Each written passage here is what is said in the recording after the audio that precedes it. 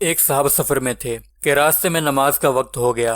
ایک آبادی میں داخل ہوئے اور نماز کے لیے مسجد کا پتہ کیا تو قریب ہی مسجد مل گئی۔ جب نماز کے لیے مسجد میں جانے لگے تو خیال آیا کہ اپنی سواری یعنی گھوڑا کسی کے حوالے کروں، کہیں ایسا نہ ہو کہ میری غیر موجودگی میں کوئی میری سواری اور اس پر لگی بیش قیمتی زین جو کہ گھوڑے کی کمر پر باندھتے ہیں چوری کر لے۔ ابھی وہ اس شش و پنج میں تھے کہ ان کی نظر ایک نوجوان پر پڑی جو ان کی ہی طرف دیکھ رہا تھا۔ لڑکے کو اشارہ کر کے بلایا اور کہا کہ بیٹا میں مسافر ہوں، نماز کا وقت ہو رہا ہے، کیا میرے نماز ادا کرنے تک میرے سامان اور سفاری کی حفاظت کر سکتے ہو؟ لڑکے نے کہا کیوں نہیں، آپ بے فکر ہو کر نماز کے لیے جائیں، میں آپ کے سامان کے پاس کھڑا ہوں۔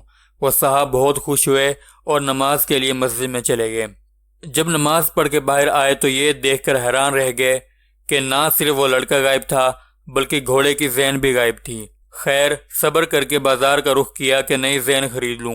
ایک دکان پر رکے تو دیکھا کہ ان کی وہی زین اس دکاندار کی دکان میں لٹکی ہوئی ہے۔ انہوں نے دکاندار سے کہا کہ یہ زین تمہارے پاس کہاں سے آئی؟ اس نے جواب دیا کہ ابھی ایک لڑکا 2 درہم میں بیچ کر گیا ہے۔ ان صاحب نے اپنا ماتھا پیٹ لیا اور بولے ارے اللہ کے بندے، تھوڑا صبر کر لیتا تو یہ 2 درہم حرام نہ ہوتے۔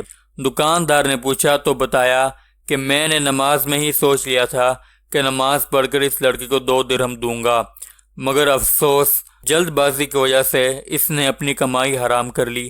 اگر صبر کر لیتا تو یہی 2 درہم اسے ملتے، مگر جائز طریقے سے ملتے۔ انسان کو رزق اتنا ہی ملتا ہے جو اللہ نے نصیب میں لکھ دیا، حرام ہے یا حلال طریقے سے حاصل کرنا ہمارے اختیار میں ہے۔ ہماری نئی کہانی ویڈیو اگر آپ کو اچھی لگی ہو تو چینل کو سبسکرائب کریں اور ساتھ ہی بیل نوٹیفیکیشن کو آن کریں تاکہ آنے والی نئی ویڈیو آپ تک پہنچ سکے۔